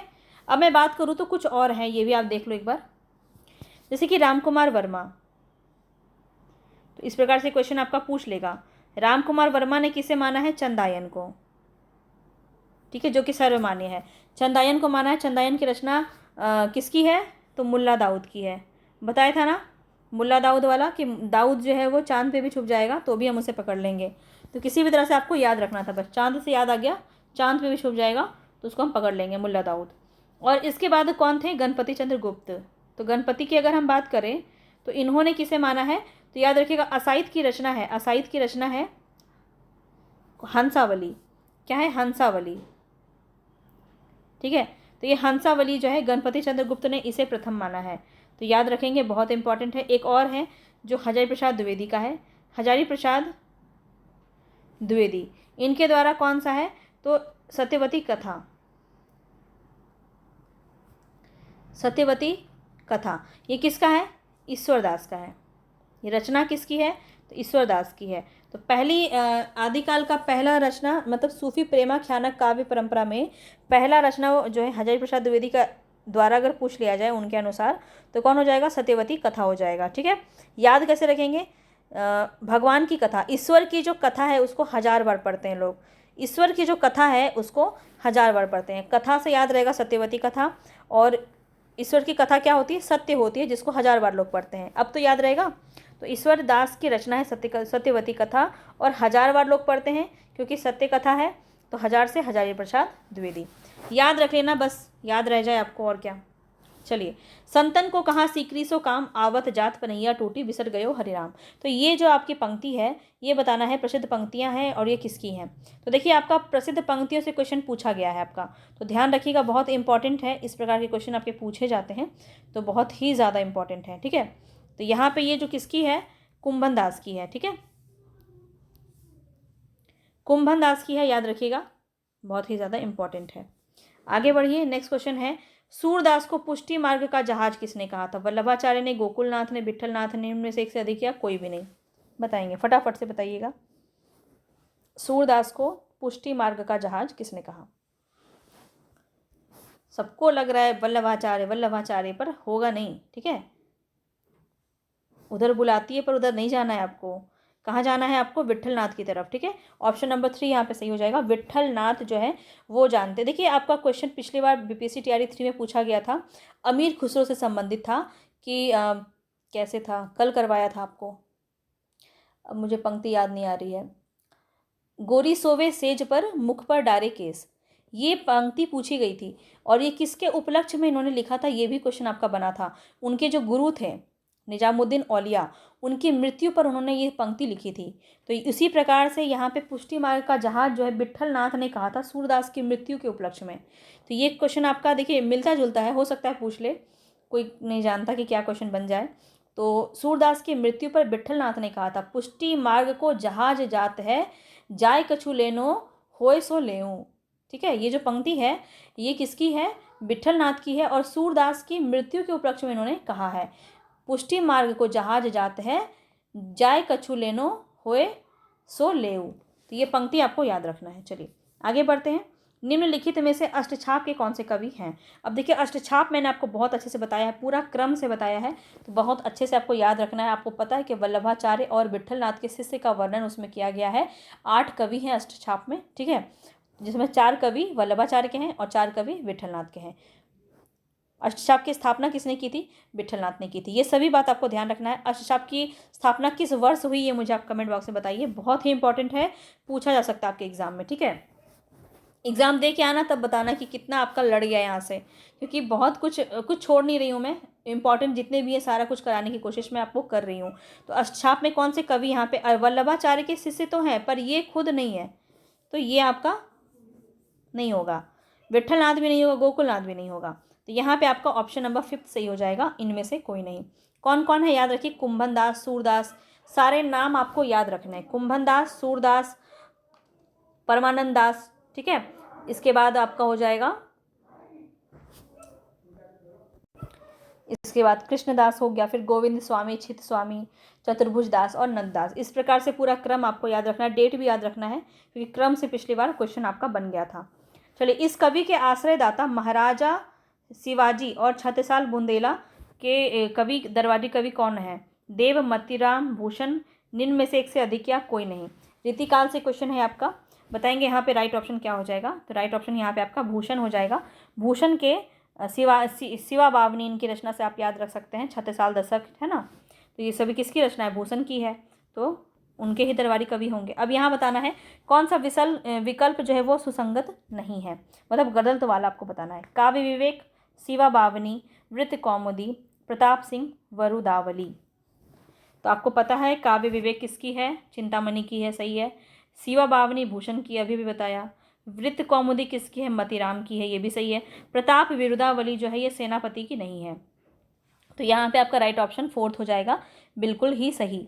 ये किसकी रचना है तो ये भी याद रखिए, प्रताप सिंह विरुदावली जो है ये पद्माकर की है। ठीक है, पद्माकर की है, याद रखेंगे। चलिए आगे बढ़ते हैं, नेक्स्ट क्वेश्चन है यहाँ पे, ज्ञान राशि के संचित कोश का नाम साहित्य है। तो ये जो पंक्ति है ये कथन किसका है ये बताना है। हजारी प्रसाद द्विवेदी, महावीर प्रसाद द्विवेदी, आचार्य रामचंद्र शुक्ल, निम्न में से एक से अधिक या फिर कोई भी नहीं। ज्ञान राशि का संचित कोश का नाम साहित्य है, बहुत ही प्रसिद्ध ये पंक्ति है, काफ़ी बार पूछी जाती है। यहाँ पे आपका राइट ऑप्शन हो जाएगा महावीर प्रसाद द्विवेदी, सेकंड ऑप्शन आपका बिल्कुल सही हो जाएगा। चलिए आगे देखिए, इनमें से कौन काव्य ग्रंथ मैथिली शरण गुप्त का काव्य ग्रंथ नहीं है। जय भारत, विष्णुप्रिया, द्वापर, मानसी, इनमें से कोई नहीं। देखिए जय भारत भी है, विष्णुप्रिया भी है, द्वापर भी है, मानसी नहीं है, तो 4th ऑप्शन आपका सही हो जाएगा। ठीक है, मानसी किसकी है? तो याद रखिए ये राम नरेश त्रिपाठी की है। ठीक है, राम नरेश त्रिपाठी की है। ठीक है, तो ये बात आपको ध्यान रखना है। चलिए आगे बढ़ते हैं। नेक्स्ट क्वेश्चन है, काव्य मंजूषा के रचयिता कौन है? काव्य मंजूषा, मैथिली शरण गुप्त, प्रताप नारायण मिश्र, महावीर प्रसाद द्विवेदी, निम्न में से एक से अधिक या कोई भी नहीं। तो यहाँ पे जो आपका राइट ऑप्शन होगा वो क्या हो जाएगा? ध्यान रखेंगे, राइट ऑप्शन यहाँ पे हो जाएगा महावीर प्रसाद द्विवेदी। थर्ड ऑप्शन यहाँ पे आपका बिल्कुल सही हो जाएगा काव्य मंजूषा में। आगे बढ़ते हैं। नेक्स्ट क्वेश्चन है यहाँ पे, मौर्य विजय किसकी रचना है? बताएंगे। मैथिली शरण गुप्त, सियाराम शरण गुप्त, श्याम नारायण पांडे, निम्न में से एक से अधिक या फिर निम्न में से कोई नहीं। बताइएगा, 2 से 3 बार रिवीजन कर लीजिए क्वेश्चंस को, बहुत ही आसानी से आपको याद हो जाएंगे सारे। और मैं आपको पीडीएफ दे देती हूँ, तो पीडीएफ से आप इसको आसानी से याद कर सकते हैं। इसके आंसर भी मैं आपको टिक करके देती हूँ ताकि आप सभी को आसानी से याद रख पाएँ, है ना। चलिए यहाँ पे आपका राइट ऑप्शन क्या हो जाएगा? सियाराम शरण गुप्त। ठीक है, मौर्य विजय काफ़ी इंपॉर्टेंट है, ये क्वेश्चन आपका काफ़ी बार पूछा गया है। तो मौर्य विजय याद रखिए सियाराम शरण गुप्त की है। इनकी और रचना जैसे पाथे, बापू बहुत पूछा जाता है, अनाथ, ये सभी रचना किसकी है? सियाराम शरण गुप्त की है। अब आगे देखिए, शत्रु मेरा बन गया है छल रहित व्यवहार मेरा। शत्रु मेरा बन गया है छल रहित व्यवहार मेरा, मतलब मेरा जो छल रहित व्यवहार है वही मेरा शत्रु बन गया है। यह जो है किस पंक्ति, किस रचना में कही गई है? तो याद रखना, ये तीनों रचनाएं आपको पता है हरिवंश राय बच्चन की है और मधुकलश में ये कही गई है। तो थर्ड ऑप्शन आपका बिल्कुल सही हो जाएगा। ठीक है, चलिए आगे बढ़ जाते हैं नेक्स्ट क्वेश्चन पे। नेक्स्ट क्वेश्चन है यहाँ पे आपका, बालकृष्ण शर्मा नवीन का सर्वप्रथम प्रकाशित काव्य ग्रंथ कौन सा है? सर्वप्रथम यहाँ पे देखिए, क्वासी, उर्मिला, कुमकुम, ये तीनों ही रचना बालकृष्ण शर्मा नवीन की ही है। ये भी बात आपको ध्यान रखना है। उर्मिला भी याद रख लीजिएगा, किसका है? बालकृष्ण शर्मा नवीन का भी है। ठीक है, उर्मिला और किसका है ये भी मुझे आप कमेंट बॉक्स में बताइएगा। ठीक है, उर्मिला किसकी रचना है? और भी रचना इन्होंने, इनके नाम से और भी रचनाएं की गई हैं, और वो किसने की है ये मुझे आप कमेंट बॉक्स में बताएंगे। बालकृष्ण शर्मा नवीन की भी काव्य ग्रंथ है उर्मिला, और कुमकुम यहाँ पे आपका राइट ऑप्शन हो जाएगा। कुमकुम क्या है? तो इनका सर्वप्रथम प्रकाशित काव्य ग्रंथ है बालकृष्ण शर्मा नवीन का। ठीक है, चलिए आगे बढ़ते हैं। नेक्स्ट क्वेश्चन है यहाँ पे आपका, किस विकल्प में रचना और उसका प्रकाशन वर्ष सही नहीं है? जूही की कली, युगांत, कामायनी, यामा। बताएंगे, रचना और प्रकाशन वर्ष दिया गया है। जूही की कली आपको पता है किसका है? निराला का है। ठीक है, निराला का है, और 1916 इसका ही बिल्कुल सही है। युगांत किसका है? सुमित्रानंदन पंत का है। ठीक है, पंत का है, और 1936 ये भी सही है। कामायनी जो है 1938 में नहीं है, तो ये आपका गलत हो जाएगा। ये किसका है? जयशंकर प्रसाद की रचना है कामायनी, और ये कितने में हुई है? तो ये आपका 1935 में हुई है ना। 1935 में हुई है, ये बात आपको याद रखना है। ठीक है, यामा महादेवी वर्मा की है 1940 में, ये भी सही है। तो थर्ड ऑप्शन यहाँ पे आपका सही हो जाएगा। चलिए आगे बढ़ते हैं। मधुशाला में हरिवंश राय बच्चन ने किस छंद का प्रयोग किया है? दोहा का, सोनेट का, रुबाइयाँ, एक से अधिक सही या फिर कोई भी नहीं। यहाँ पे आपका राइट ऑप्शन क्या हो जाएगा? Option number 3। ठीक है, मधुशाला में हरिवंश राय बच्चन ने जो छंद का प्रयोग किया है वो है आपकी रुबाइयाँ। इसमें क्या होता है? तो दो जो पंक्ति हो, ये 4 पंक्ति होती है इसमें टोटल। ठीक है, इस काव्य में 4 पंक्तियाँ होती हैं छंद में, और 2 जो होते हैं उसके अंत में तुकांत होता है, और तीसरा जो होता है वो क्या होता है? ये स्वतंत्र होता है, इसमें कोई तुकांत नहीं होता है। तो इस प्रकार से ये छंद आपका लिखा जाता है। चलिए आगे बढ़ते हैं नेक्स्ट क्वेश्चन पे। काव्य आत्मा की संकल्पनात्मक अनुभूति है, यह पंक्ति किसकी है? बताएंगे। ये काफ़ी भी आपको क्वेश्चन मैंने करवाया है पहले भी। तो काव्य आत्मा की संकल्पनात्मक अनुभूति है किसका है? रामचंद्र शुक्ल, सुमित्रानंदन पंत, जयशंकर प्रसाद, या फिर इनमें से एक से अधिक या फिर कोई भी नहीं। तो यहाँ पे जो आपका राइट ऑप्शन है वो हो जाएगा जयशंकर प्रसाद। ठीक है, जयशंकर प्रसाद की ये रचना है, पंक्ति है। ठीक है, कथन काव्य आत्मा की संकल्पनात्मक अनुभूति है, याद रख लेना, पूछा जा सकता है। आगे देखिए, किस धारा का काव्य भौतिक और आध्यात्मिक के द्वैत और संघर्ष की ज्वलंत आधुनिक समस्या से जूझने का प्रयास है? तो किसी काव्य धारा के बारे में बात की जा रही है यहाँ पे, मतलब एक तरह से कह सकते हैं कि नई कविता, छायावाद या प्रगतिवाद, इन्हीं में से कोई एक ऐसा है जिसके बारे में ये बात कही जा रही है। तो ये किसमें आपकी ज़्यादातर देखने को मिली? भौतिक और आध्यात्मिक के अद्वैत और संघर्ष की ज्वलंत आधुनिक समस्या से जूझने का प्रयास किसमें किया गया है? तो वो आपका हो जाएगा छायावाद। ठीक है, सेकंड ऑप्शन आपका यहाँ पे सही हो जाएगा। नेक्स्ट क्वेश्चन है यहाँ पे आपका, कामायनी में कौन सा सर्ग नहीं है, बताएंगे। लोभ सर्ग, श्रद्धा सर्ग, चिंता सर्ग, एक से अधिक ऑप्शन सही या फिर कोई भी ऑप्शन सही नहीं है। तो सर्ग आपको याद रखना है कामायनी का, कुल 15 सर्ग हैं इसमें, ठीक है। और 15 आपको याद रखना है, इसको मैंने आपको काफ़ी बार बताया है। जैसे चिंता, आशा, श्रद्धा, काम वासना, लज्जा, कर्म, ईर्ष्या, इड़ा, स्वप्न, संघर्ष, निर्वेद, दर्शन, रहस्य और आनंद, ये कुल आपके 15 सर्ग होते हैं जिसको आपको अच्छे से याद रखना है। तो इसमें आपका लोभ कहीं भी नहीं है, तो ए ऑप्शन आपका बिल्कुल सही हो जाएगा। आगे बढ़ते हैं। नेक्स्ट क्वेश्चन है, एक भारतीय आत्मा किस कवि को कहा गया है। मैथिली शरण गुप्त को, बालकृष्ण शर्मा नवीन को, माखनलाल चतुर्वेदी को, निम्न में से एक से अधिक ऑप्शन सही है या फिर कोई भी नहीं। तो यहाँ पे जो आपका राइट ऑप्शन है वो हो जाएगा माखनलाल चतुर्वेदी। थर्ड ऑप्शन यहाँ पे आपका सही हो जाएगा, ठीक है। आगे बढ़ते हैं। नेक्स्ट क्वेश्चन है यहाँ पे आपका, प्रकाशन काल के अनुसार कौन सी जो कृति है उसका अनुक्रम सही है। आंसू, ग्रंथि, यामा, बेला, बताइए। तो यहाँ पे आपको डेट याद रखना पड़ेगा तभी ये आंसर आपका सही होगा। तो यहाँ पे देखिए, ग्रंथि सबसे पहले आएगा आपका। ग्रंथि जो है ये आपका 1920 में, आंसू आपका 1925 में, यामा आपका 1940 में, और बेला आपका 1946 में, ठीक है, 1946 में, ठीक है। तो इस तरह से आपको याद रखना है। और ये किसकी किसकी रचना थी ये मुझे आप कमेंट बॉक्स में बताइएगा।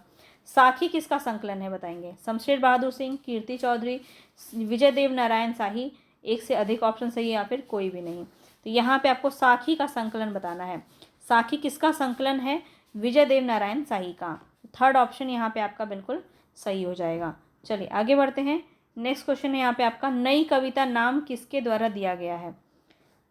अज्ञेय के द्वारा, मुक्तिबोध, मलयज या फिर कोई भी आपका नहीं होगा, बताएंगे। 73 में आपका राइट ऑप्शन हो जाएगा सच्चिदानंद हीरानंद वात्स्यायन अज्ञेय, ठीक है। अज्ञेय जो है बिल्कुल सही हो जाएगा। चलिए आगे बढ़ते हैं। नेक्स्ट क्वेश्चन है यहाँ पे आपका, निम्नलिखित में से किस कवि का संबंध नवगीत विधा से नहीं है। नवगीत विधा से पूछा जा सकता है, नया नया क्वेश्चन है ये सब। तो नवगीत विधा जो है इससे कौन संबंधित नहीं है, तो याद रखना यहाँ पे आपका कुमार रविंद्र भी है, राजेंद्र प्रसाद ने तो नवगीत विधा का स्टार्ट ही किया है। तो यहाँ पे राइट ऑप्शन आपका गिरिधर राठी हो जाएगा। गिरिधर राठी जो है वो नवगीत विधा से संबंधित नहीं है। आगे बढ़ते हैं। नेक्स्ट क्वेश्चन है कि निम्न में से कौन सी विशेषता नई कविता की नहीं है। क्षणवादिता तो नई कविता की विशेषता के अंदर है, बौद्धिकता भी है इसमें, और अतिशय व्यक्तिकता भी है। मार्क्सवादी दर्शन नहीं है, ये आपके प्रगतिवाद में है। तो ये भी बात आपको याद रखना है, ठीक है। मार्क्सवादी दर्शन किस में है, आपका प्रगतिवाद में है। फोर्थ में आपका राइट ऑप्शन फोर्थ हो जाएगा 75 नंबर में। आगे बढ़ते हैं। नेक्स्ट क्वेश्चन है, हिंदी का पहला समाचार पत्र उदंड मार्तंड प्रकाशित हुआ था, बताइए कब प्रकाशित हुआ था और कहाँ से प्रकाशित हुआ था। तो 1826 ईस्वी में कोलकाता से, 1828 ईस्वी में कोलकाता से, 1826 में मद्रास से, या फिर एक से ज़्यादा ऑप्शन सही है या फिर कोई भी ऑप्शन सही नहीं है। तो यहाँ पे जो आपका राइट ऑप्शन है वो हो जाएगा 1826 ईस्वी में कोलकाता में, ठीक है। कोलकाता से ये आपका होता है उदंड मार्तंड। और किसकी है ये जो समाचार पत्र है ये किसका है, ये मुझे आप कमेंट बॉक्स में बताइए। उदंड मार्तंड काफ़ी इम्पॉर्टेंट है, ये पूछा जा सकता है और काफ़ी बार इसको डिस्कस किया है मैंने। चलिए, पत्रिका और संपादक या प्रकाशक संबंधी असंगत विकल्प आपको बताना है। नटरंग जो है ये मोहन राकेश का है, तो पहला ही गलत हो गया, पहला ही गलत हो गया। तो पहला ऑप्शन ही आपका यहाँ पे सही हो जाएगा। नटरंग किसका है, तो याद रखिएगा ये नेमी चंद जैन का है। किसका है, नेमी चंद जैन, ठीक है, नेमी चंद जैन का है। सारिका का अवध नारायण मुग्दल है, और नई कविता जगदीश गुप्त सही है। आलोचना जो है नामवर सिंह का, ये भी सही है। तो ये आपको अलग से 3 जो है ये भी याद रखना है क्योंकि पूछा जा सकता है। चलिए आगे बढ़ते हैं। नेक्स्ट क्वेश्चन है यहाँ पे आपका, 1918 के साहित्य अकादमी पुरस्कार में किस लेखिका को सम्मानित किया गया था। मन्नू भंडारी को, चित्रा मुग्दल को, मृदुला गर्ग को, एक से अधिक ऑप्शन सही है या फिर कोई भी नहीं। 1918 में बताएंगे साहित्य अकादमी पुरस्कार से। तो यहाँ पे जो आपका राइट ऑप्शन है वो हो जाएगा option number B, Chitra Mudgal. Chitra Mudgal जो है इसकी इनकी उपन्यास है, ठीक है, इनकी उपन्यास है। क्या नाम है उपन्यास का, या ये भी याद रखिए, पोस्ट बॉक्स, ठीक है, पोस्ट बॉक्स नंबर 203 नाला सुपारा। ये इनके उपन्यास का नाम है और इसी के लिए इनको साहित्य अकादमी पुरस्कार दिया गया। आगे बढ़ते हैं नेक्स्ट क्वेश्चन पे। ज्ञानपीठ पुरस्कार से पुरस्कृत कृति कौन सी है? कामायनी, चिदम्बरा, परिमल, निम्न में से एक से अधिक या निम्न में से कोई नहीं। तो यहाँ पे आपका राइट ऑप्शन है चिदम्बरा। कब मिला था? 1968 में मिला था। ठीक है, किसको मिला था? सुमित्रा नंदन पंत को। ठीक है, सुमित्रा नंदन पंत को मिला था 1968 में। और ये भी आपको ध्यान रखना है कि हिंदी में ज्ञानपीठ पुरस्कार सबसे पहला जो मिला है वो इन्हीं को मिला है, चिदम्बरा के लिए। तो अगर ये भी पूछा जाए तो ये भी आपको ध्यान रखना है। कामायनी जो है इसके लिए जयशंकर प्रसाद को मंगला प्रसाद पारितोषिक पुरस्कार दिया गया था। तो ये भी याद रखेंगे, ये आपका ज्ञानपीठ पुरस्कार के अंदर नहीं आता है। चलिए आगे बढ़ते हैं। नागरी प्रचारणी सभा, आज का अंतिम क्वेश्चन है ये। नागरी प्रचारणी पत्रिका का प्रकाशन कब शुरू हुआ? 1890 में, 1980 में, 1896 में, इनमें से एक से अधिक ऑप्शन सही या फिर इनमें से कोई नहीं। तो यहाँ पे जो आपका राइट ऑप्शन होगा वो क्या हो जाएगा बताएंगे? नागरी प्रचारणी सभा का प्रकाशन। तो यहाँ पे याद रखिए सी ऑप्शन आपका सही हो जाएगा 1896 में। नागरी प्रचारणी सभा का प्रकाशन वर्ष 1896 ईस्वी में नागरी प्रचारणी सभा का आरंभ हुआ और यह पत्रिका आपकी त्रैमासिक थी। बहुत इंपॉर्टेंट है, पूछा जाता है। ठीक है, त्रैमासिक थी, ये भी याद रखेंगे। और इसके जो संपादक थे वो श्याम सुंदर दास। देखिए 4-5 नाम है इनका, तो कोई भी एक आपके ऑप्शन में हो सकता है 2 ऑप्शन में हो जाए, तो इसलिए आपको याद रखना है। मैं बोल देती हूँ, श्याम सुंदर दास, गौरी चंद्र हीराचंद ओझा, देवी प्रसाद, चंद्रधर शर्मा गुलेरी भी इसके जो है संपादक रह चुके हैं, और वेनी प्रसाद। ठीक है, वेनी प्रसाद, ये आपको याद रखना है नाम। पुनः सुन लीजिए, श्याम सुंदर दास, गौरी शंकर हीराचंद ओझा, देवी प्रसाद, चंद्रधर शर्मा गुलेरी और वेनी प्रसाद। तो ये नाम आपको याद रखना है नागरी प्रचारणी सभा के संपादक के रूप में। इनमें से कोई भी क्वेश्चन आपसे पूछा जा सकता है। तो इस प्रकार से आज हमने पूरा 80 क्वेश्चन कंप्लीट कर लिया है। और इसमें इस 80 में आपके कितने बने ये मुझे आप कमेंट बॉक्स में बताइएगा। ठीक है, चलिए मिलेंगे फिर से नेक्स्ट वीडियो में। तब तक के लिए धन्यवाद। पसंद आया हो तो लाइक, शेयर और सब्सक्राइब ज़रूर कर दीजिएगा।